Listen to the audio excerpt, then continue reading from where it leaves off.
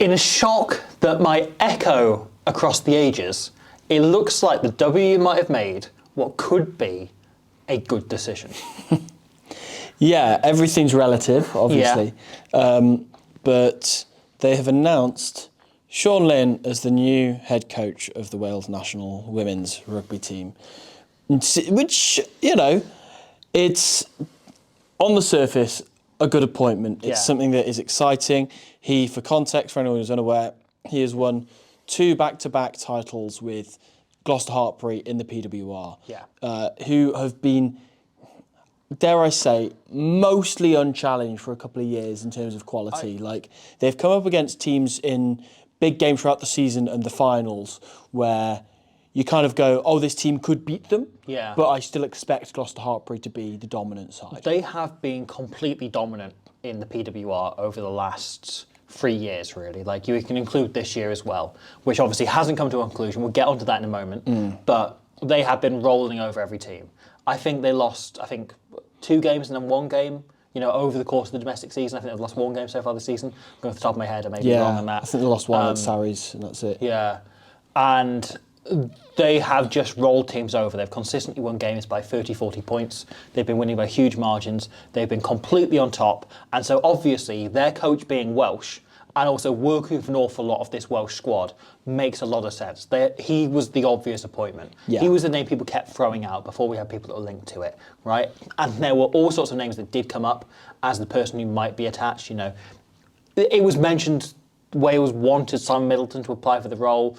It's mentioned in the press release. Abby Tierney says that there were a great number of candidates of high level, high calibre who came in, and it felt like either it's you reach into the men's game and you pull out a coach there who, you know, hasn't worked with female players before but is like incredibly experienced and knows what high performance environment looks like. Like Johan Cunningham was. Like Johan Cunningham himself, yeah. Like Toby Booth was the name that came up a lot, having been let go by the Ospreys, being familiar to Welsh fans. Or it was Sean Lynn. Right, he was the obvious candidate. He was the obvious name, and I think if they'd got anyone but one of those 2 options, there would have been a lot of disappointment and kind of dubious feeling about this appointment. In the end, I think there's a lot of questions posed, more than just, you know, they've brought in an incredibly successful coach. But the headline is perhaps the most successful coach in the history of the PWR. In the history of women's domestic rugby, at the professional end, has decided to sign on to this Welsh team who have been struggling over the last couple of years. And that is it, because there's a few strands to this I want to get into. Yeah. The main one is Sean Lynn is the best person available for the job. Absolutely. He is, because his track record speaks for itself. Yep. He's won trophies, he's worked with a lot of these players. And as you say, like, this shouldn't be a bar that we have to set, but like he's worked a long time with female players. Yeah. Also, before that, before he was with Gloucester Hartpury, he had a really good track record with Hartpury Union itself, with both the men's and the women's team. A friend of the channel, Dave Rogers, pointed out to me that he got the Hartpury team to the Bucks final in the men's and beat a team that had Luke Northmore, Alex Dombrandt and Max Llewellyn all in it in the final, with a Hartpury team with less kind of international level players. I believe Morgan Morris was there though at the time.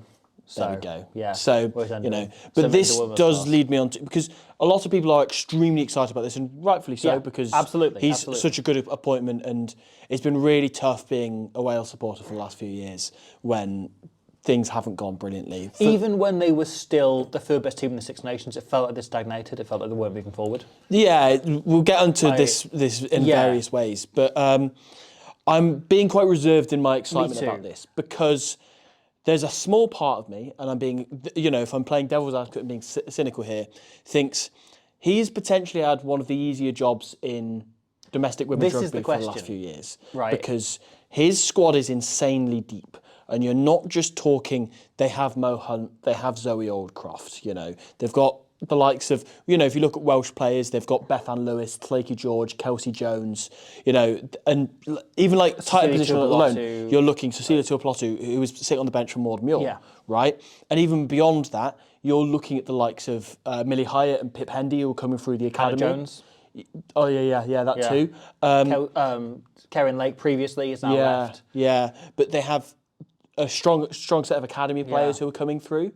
They have such rich resources that you could send out Gloucester Hartpury's B team to play in PWR, and they'd probably finish in the top 4. Yeah. You know, I heard something as well. There's apparently around 30 Welsh players in their academy structure at the minute. Yeah. Like, they've really mined that resource because the W haven't had that in place. Yeah. So they've been just overside the bridge, been really mining that. So he's also got a good line to that next generation of talent. But as you say, this is the question, right? And the point I'd raise, the point I'd compare it to, is Scott Robertson with the Crusaders, right? In that we didn't know how good he is as a coach because he did an incredible job at Bucks level, you know, like really accomplished there. However, we haven't seen really what he can do because he had such a dearth, such a overwhelming amount of resources.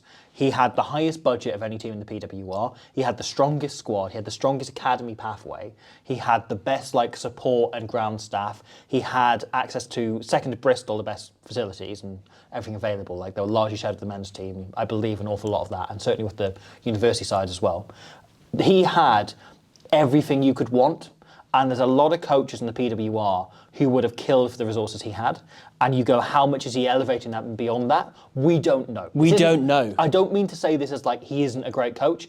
My point is only we don't know. We didn't know because the Crusaders had the strongest squad in Super Rugby. Yeah. And they had, Jason Ryan, who is one of the best forwards coaches in the world, possibly the best forwards coach in the world, working with them. They had that set piece. They had Richie Mwanga.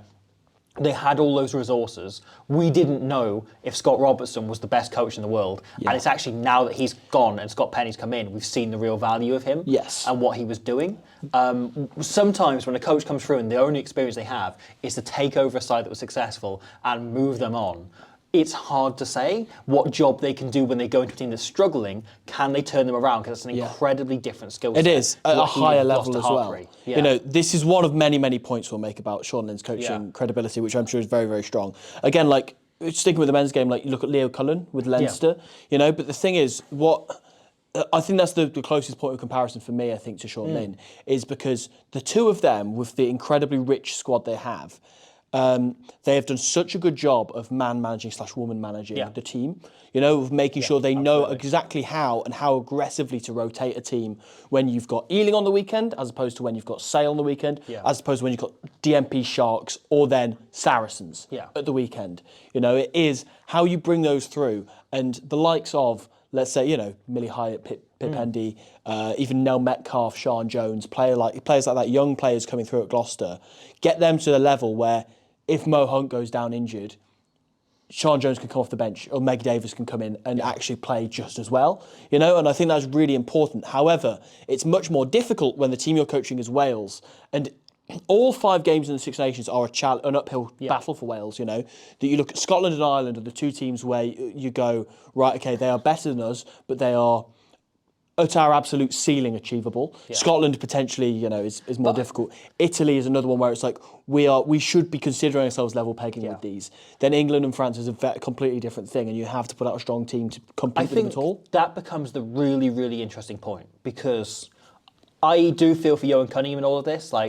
I think he did a very fine job, and he was hamstrung in a lot of ways, which we'll get onto in a moment. But the one thing Cunningham didn't do is build any depth. Yeah. It wasn't until the last 12 months that he started blooding any other players. He sort of had a 23, maybe 25 players that he selected from, and there was nothing outside that. We just didn't have a look at them. We didn't see them. So if one of those players went down injured, you had nothing to fill in. Or the worst case scenario was if one of those players, and this happened last year, had a drastic drop in form to the point in which they shouldn't be in the team, there was no one to drop them for because there was no one with any international experience to come in. And that was a massive problem because Cunningham had only ever been head coach of age grade sides, right? He'd been involved as an assistant right up to the top level, but as a head coach, he'd only been involved, up to under 20s level with the men. And Lynn is very good at building depth, and that is the most critical thing that I think Wales need. The problem is he's got 5 games plus whatever warm-ups they arrange in the lead up to the World Cup to sort this out.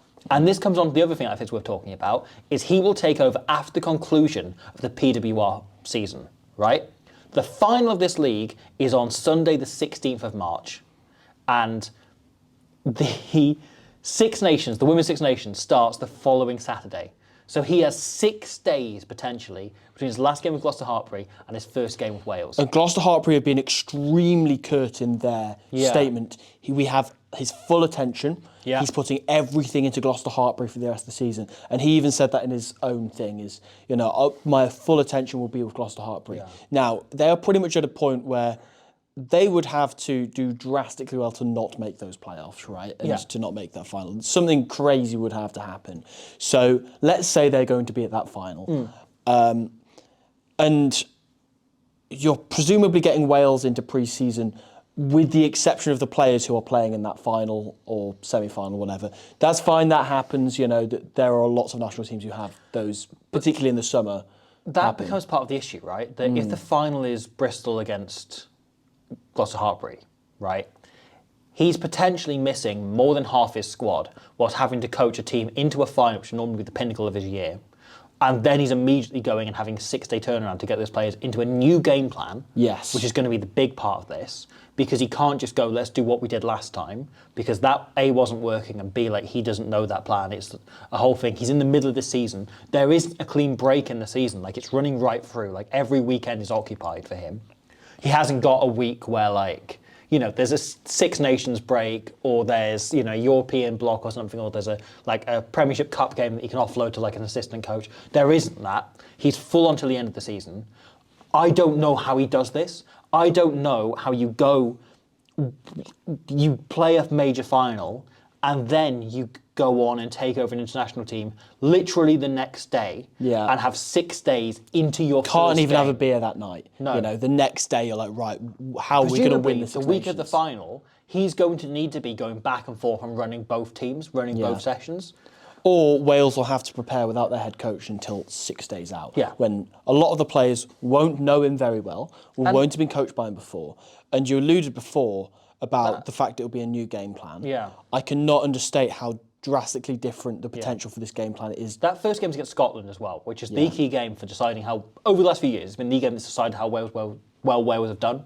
It's been the barometer. I think it's the benchmark. Yeah, how good are Wales? Yeah, well, how well well against do Scotland? Yeah. They've got 6 days lead in here, which is a nightmare. But yeah, the game plan is the big difference, right? And this comes down to two things, I think, and we'll get into how they're going to play.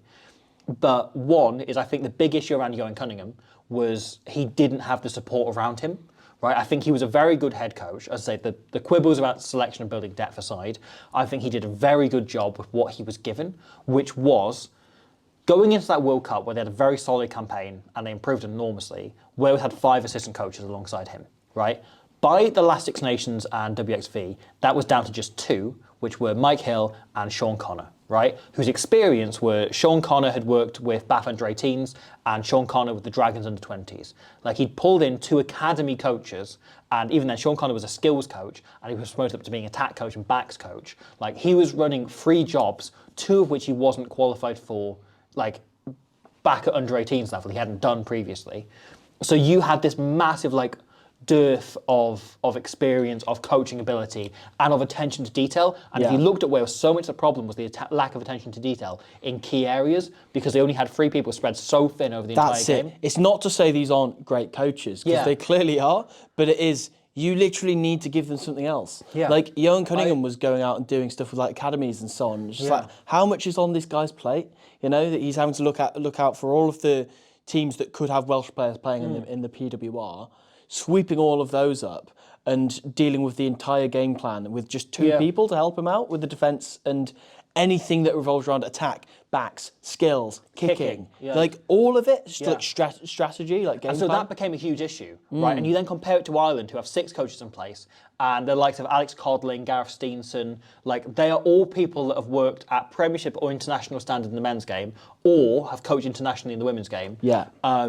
In the last 12 months before getting the job. So they're completely different in terms of the numbers there, but also the quality and they are terms of their past experience. Yeah, and that's a huge part of why you can't put it all on Scott Bemand. He's done a brilliant job since coming in, but he appointed brilliantly and he was given the resources to do that. And this becomes the next question. There's no word on Sean Lynn's assistants, and I think this will be the real tester, is if they keep Sean Connor and Mike Hill, this isn't any statement on them. If they're the only two coaches remaining, I don't think Sean Lynn makes that much of a difference. I agree. I don't think he can change much in 6 days when you've only got 2 assistant coaches who, as I say, like have been, their entire experience was at a lower level than they are currently coaching at. So they don't have that frame of reference. One thing I would be interested in is, do you bring back in Johan Cunningham as a forwards coach? I don't think he'd want it. I don't think he'd want it, but if he does, I would have him back. Yeah. I think this becomes the the pressure big kind issue of got is, to him, didn't it? can you bring in the assistant coaches from Gloucester Hartpury? Can you pull anyone else? Can you find anyone else who's about? Di Flanagan is out there, plenty as an attack coach, like is available. There's a few names floating around in this game, and that is what I would be looking to do. Yeah. This is the priority. Like, I will know how I feel about this. I think Sean Lynn's the best person for the job. I agree completely. 100%. But I find it hard to be optimistic that Wales will be drastically better in the Six Nations until we see other pieces slot into place. You see, usually there's kind of 2 avenues you have to go down. There's the rugby and there's the responsibility. Yes. Whereas in the women's game in Wales, there is also the union factor of it all. Now, Sean Lynn seems like a smart enough man that he wouldn't walk into this job away from his job that's currently sustaining him, where he's in a really successful team of players who absolutely adore him and he's winning trophies constantly. He could Alex Ferguson the hell out of that and stay there forever, right? Because they would keep him, because the players love him, the fans love him, they're doing well, like why wouldn't he? Now, as I say, he's not stupid. I know it's his dream job to coach Wales, right? Because he's a proud Welshman who has succeeded in the women's game and so on, right? He must know the absolute shit show that's been the WAU's attitude towards women's rugby and women generally in the last few years, right? Surely he would not have taken this job or applied for this job if he didn't at some point caveat it and say, look, but you need to give me this resource and this resource and this resource. And this reassurance beyond that as well. And obviously Belinda Moore came in last week as the head of women's rugby to oversee that whole programme, which I think is a positive step. It was... In many ways, it makes you wonder why that didn't exist already. Sure. Yeah. But I'm glad that job is there now and that is in place for them to move forward with. And you've got to hope that she is doing that digging, It's something Abby Tierney's been very upfront about, that her job is to run the union and she is not a rugby expert, Yeah. And to bring in someone who obviously, she was with the PWR, she has experience, across many other areas beyond just rugby, but knows rugby inside out, is obviously married to Brian Moore. So you can't escape rugby in that situation. But yeah, she's an incredibly competent, incredibly well qualified applicant for the job. Yeah. And you've got to hope that bears fruit. And that is it, because they see the same results. And I don't think Sean Lynn would go into this if he would, this isn't a last resort for him, as you say. No, yeah. This isn't. He's not just for Wales, it's lucky that he's Welsh, because he'll be one of the most in-demand people in all of women's rugby. Because in the most high-profile league in the world, he's won it twice in a row. Of course he's in demand. And yeah, we're very lucky that he's Welsh. Yeah. And that makes that his dream job rather than the Black Ferns or the Red Roses or whoever. So as I say, that union side of it, there's obviously a question mark around that, right? Into the rugby side of things. So, as you say, there will be no difference made unless he has a coaching staff around him who can implement all the things that he wants to implement, that he successfully did brilliantly with Gloucester Hartpury. So if people haven't watched them very often, he coined this term, the circus, which their whole team, it started off as, I believe, just their forward pack and then became their whole team, their brand, their identity of that they play such an entertaining brand of rugby. Genuinely, it is up there with the likes of Toulouse or the All Blacks at their peak. In the men's game. It's a Toulouse equivalent. It's Yes. like a Toulouse game plan where they're keeping the ball in play constantly. Everyone is running support lines. Everyone is the focus. The biggest aspect of their game is how quickly they get back off the floor. Yes. It's how quickly players get back involved. You give a pass, you instantly get onto the support line. You get decked, you clear out a ruck, you get back up. Yes. That is the key element of the game. It's that work rate. It's that getting back in the game. And the Cunningham game plan was a bit more kicking oriented and defensive oriented. And that's a bit of a funny one, because I think a lot of men's teams that's very effective for. I think in the women's game, sometimes you can do that and the opposition will just have a bullshit player who runs around you, and then suddenly it feels like, oh, what are we doing? Wales played Canada in WXV a couple of years ago, and that was essentially what happened. Yeah. Wales were tactically playing a really good game, but Canada had so much better attacking players, than Wales could physically keep up with and can't built hold a out, massive lead. You know, and sometimes that happens a lot in women's rugby. It's one of the things It happened that makes repeatedly it with great. Australia. Yeah, exactly. Like, who are very evenly matched teams on many count. But. Whereas, you know, again, like, I guess to bring up the Leinster comparison again, it is that keeping the ball alive, always try and get that tip on in. And even at that point when that's happened, the fly-half can still expect the ball to come into her hands, you know. And this has gotten the absolute best out of Claykie George as a fly-half in a way that the previous game plan, I think, for Wales really didn't utilise her well. Absolutely did not. And obviously, there's a massive question mark in this because you cannot teach that game plan in 6 days. No. And obviously, with Wales as Welsh fans, we've been here before in the men's game where it was like the Gatland to PVAC transition, where it's suddenly, how optimistic should we get? We're going to play attacking rugby. It's going to be great. It's going to get the best out of this player, this player, this player. And look how it finished. And PVAC is now a joke in Welsh rugby. But let's not forget, right, that he took the Scarlets to a league title, and in the following season, he took them to a European semi-final and the final of the URC, which they... With expansive rugby? In both cases, they lost to Leinster in the Aviva Stadium, right? Yeah. Like, potentially, if you take Leinster out, they're potentially making a European final, and they're potentially, you know, Leinster go on to win the competition that year, you know. But, yeah, both competitions. But potentially, you know, like, that was a serious achievement at club level, like, and it was almost 2 years in a row he did it. Same as Sean Lynn. Yeah. And yet, you know, he gets thrown in and he can't do it at the top level. And this isn't to say that's what's going to happen here at all. And I think it is important to state... I realise we've been very down on what is a very exciting appointment. The thing is, I'm very cautiously optimistic. Yeah. And the caution, I think, needs to be stated. I think Sean Lynn is the best person for the job, but I don't know if I trust the WU to give him the best chance for him to do the job that he is capable of doing. Yeah. And that becomes the caution, you know? And it also becomes, you've got to look at the raw resources available, right? Which is, that Gloucester Hartpury team has an awful lot of England players backing up that core of Welsh players they're able to sign quite, you know. And a couple of, let's say, Irish internationals as well, like Niamh Jones, Sam Monaghan and the likes. Sam Monaghan is a huge, player that Wales don't have an equivalent for, right? No. Natalia John, I rate incredibly highly. Obviously, Gwen Crabb, you know, plays for Gloucester, Hartpury regularly, has been injured, obviously, an awful lot, but you have the core materials there, but you don't have Zoe Allcroft and Sam Monaghan. You know, you just don't, because they're both once-in-a-generation players from their respective nations. And you don't have the raw materials to... And I also think as well, in the women's game, having a rapid second row is so much more of a necessity than just having two enforcers. Having somebody who's an utter baller in the row is huge. Kira Bevan can do Mo Hunt's job. That's fine. But then you look at who's filling the Emma Singh role. Who's doing that 90% goal kicking and counter-attacking from the back, right? That isn't Jazz Joyce. That isn't the player she is these days, which is a brilliant defensive player who occasionally has a burst of pace, with the ball. You don't have those raw materials to build out the key players and spine positions in really core Not positions. in 6 days at least. No. You know, you will need a production line to come through. Things, and you then go, we're doing this in World Cup year.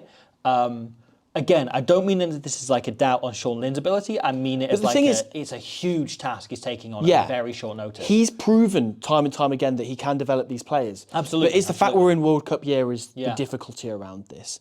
As I say, so there's the rugby side of it. Yeah. The last one I mentioned before was the responsibility side of it. And this is the thing that gives me the most confidence out of everything about Sean Lynn, right? Because I listened to the Power Pod that Nick Heath and Philippa Totiet do together. And Philippa Totiet brought up a couple of months ago, whilst just talking to some people, saying, Sean Lynn would be a great candidate. And somebody from, it might have been Sarah Beckett, maybe even Sam Monaghan, or Zoe Allcroft actually, I think it was Zoe Allcroft, turned round as if to say no. You have to come through us if you're going to try and take Linny from us. And the players all feel so incredibly strongly about him, the identity that he's built within this Gloucester Hartpury team, right? And above all, whether his team win or lose, he is a man who has the back of his players every single day of the week. Yeah. And that feeling looks so mutual. And again, everybody's bought into the circus brand. Yes. They've really rounded out their all-round rugby-based game. And literally, I think there's not a single player who's ever been coached by him who will hear a single bad word said against him. And you look at even opposition players, Alicia Butchers was on The Good, the Scars, the Rugby, and she said she wanted Sean Lynn. Yeah. You know, and it's rare to see a player go out there and stake a claim that they want a particular coach to come in, especially when it's the coach of their rival team, their local rival opposition team. So that is the esteem he's held in. And as I say, he's worked with, there's 12, 13 kind of Welsh, like international squad members in that, plus the academy and the younger players. Plus, I'm just hoping that like Millie David finds like a Welsh nan. Yeah. Like, please, come on. There's got to be out there somewhere. You're so close to the border. You can just scratch off the D and make an ES. Davis. Yeah, and you're fine. Yeah. Like Emma Singh. Tell me that Singh comes from like your granddad who sang in a male voice choir. Yeah. Like, come on. I do have it when I watch Gloucester Hartpury or Bristol Bears, and I'm like, oh yeah. Well, so many of these players are Welsh that you see Phoebe Murray score, and you're like, oh yeah, you've got to have some Welsh in you somewhere. Yeah. Like, come on, please. Yeah. But yeah, so I think that broadly works through our points. I think there is still caution. I don't think this is going to change Wales massively overnight, but I'm hopeful, and I think what it will change is the atmosphere, and it will like bring in the vibe. Yeah. And the bigger question is, how does this change ahead of the World Cup? Because I think there's much more chance when he's given months with these players to do something instead of just 6 days. Yeah. This is great news, and I'm delighted about it, as much as you don't want these circumstances to come up I'm worried this chat's been like too negative. Yeah. I think we're just in the mode of talking about Welsh rugby. The thing is, that is it, because I said I'm cautiously optimistic earlier. I would be bouncing and buzzing if not for the fact that I've done this with Wales so many times. Yeah. And just I fully, entirely trust Sean Lynn, and I'm so excited to welcome him as my gaffer for my team who I support, right? The WRU, I'm just concerned by when we're in World Cup year. I've learned not to get excited about things in Welsh rugby, because the WRU, particularly in the women's game, will find a reason to prove you wrong and to go, well, we don't actually care, you know? And how much of his time is going to be taken up once he does come in full time by fighting for contracts, by trying to sort, getting these assistant coaches in place, by trying to sort. I will say, I think he's going to be really good at that stuff. That's the thing you hope. Yeah. Because Cunningham did a great job of like banging down the door, because he knew what was required having worked with successful. Not that should be a part of his job. He should just have these contracts as a fucking professional sport. Yeah.